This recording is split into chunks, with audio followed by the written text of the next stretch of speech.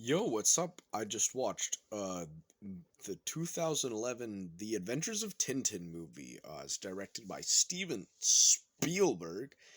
Stars Jamie Bell, Andy Serkis, Daniel Craig, and a bajillion other like triple A actors. And there's like Peter Jackson produced this movie. There's a bunch of crazy stuff.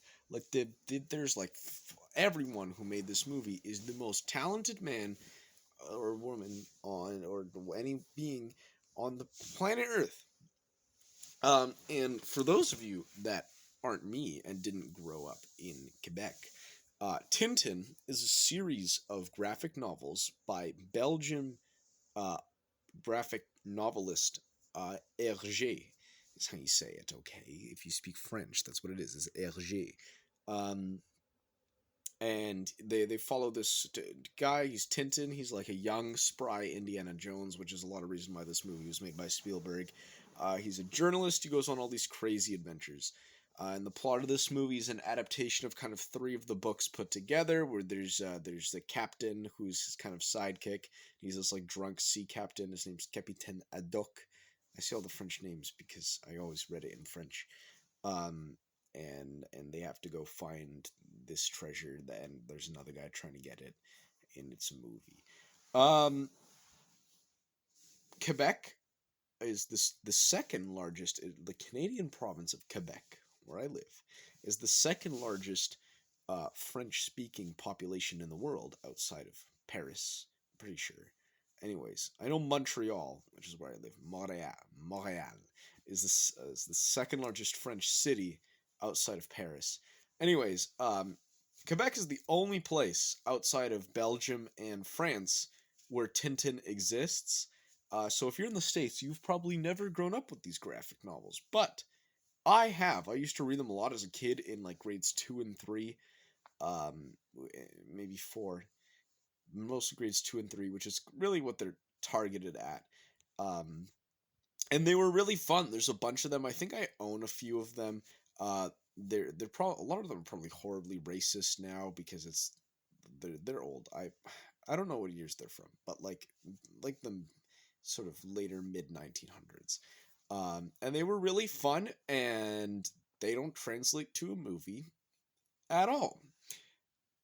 I'll start with the positives. This movie looks amazing. This movie came out in 2011, and it wow, it's crazy. It's very photorealistic, and it's very motion capture driven. It's kind of like the Polar Express, but that movie looks weird. This movie is directed by Steven Spielberg, um, and he knows how to capture it. Everything looks almost perfect until like the camera gets closer and you realize that all the characters have these really goofy, exaggerated performances. The way uh, the animation is incredible. It's clear the all of the animation, especially of the characters, is like the motion capture performance is enhanced, and it looks so good, and the character moves so fluid, um, and it looks amazing, and it's so cool and expressive and fun to watch.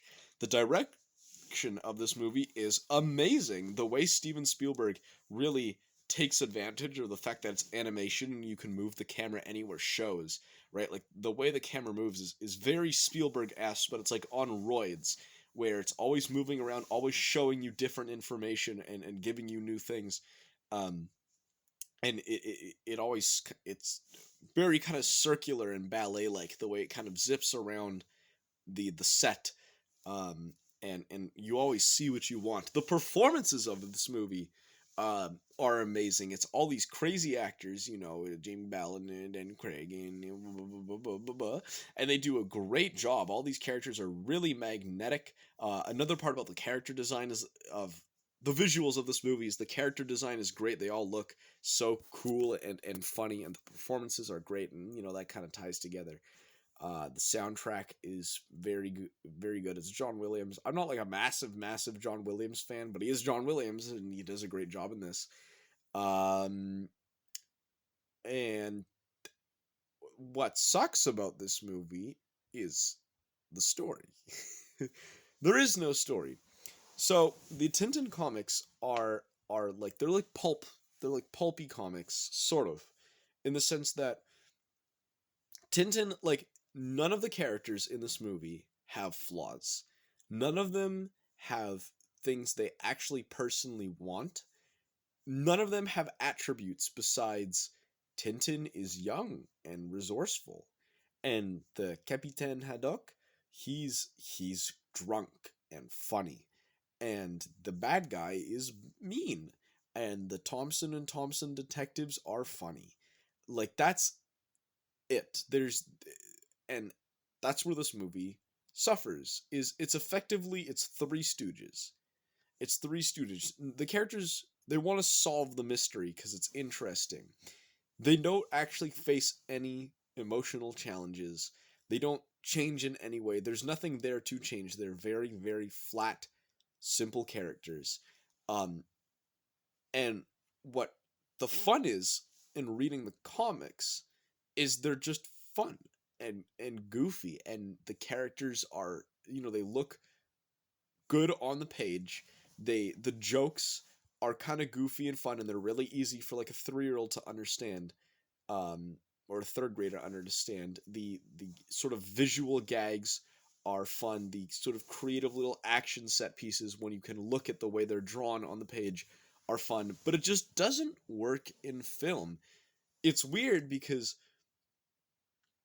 like, the jokes that are there in a book, when you have time to read a joke, you can like really process it and it's funny. But in this movie, which is a very fast-paced movie, even though it's still almost 2 hours, like, they really fly over your head. Like, I don't know who this movie's for, because it's so high budget, and so, like, the craft of it is so masterful and it's so big.